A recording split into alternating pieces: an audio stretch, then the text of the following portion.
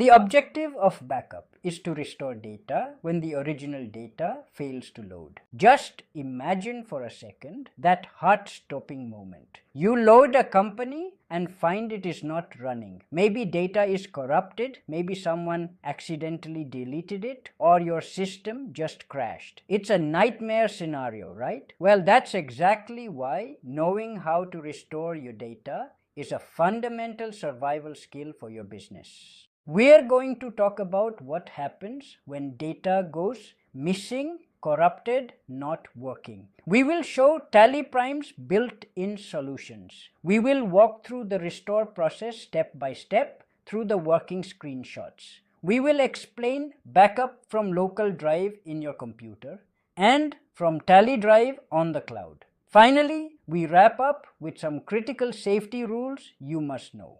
Select the specific backup.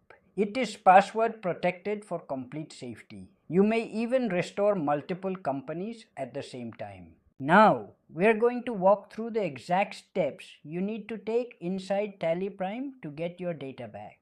Press Alt plus Y to open the data menu, then select Restore. Set destination path, where the restored data will be saved. Next, select company, select write backup version and type password. Run the restore process. Verify restore data.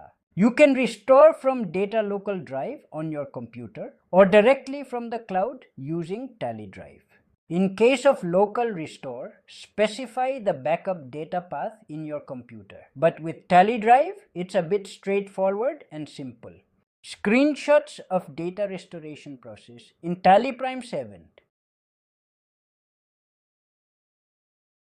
Remember some critical safety points so that you do not destroy the original data. When you're restoring, you might get an option asking if you want to replace the existing data of the company. Do not overwrite data. Do not select replace option. Specify a new data path to restore data. Be careful with this.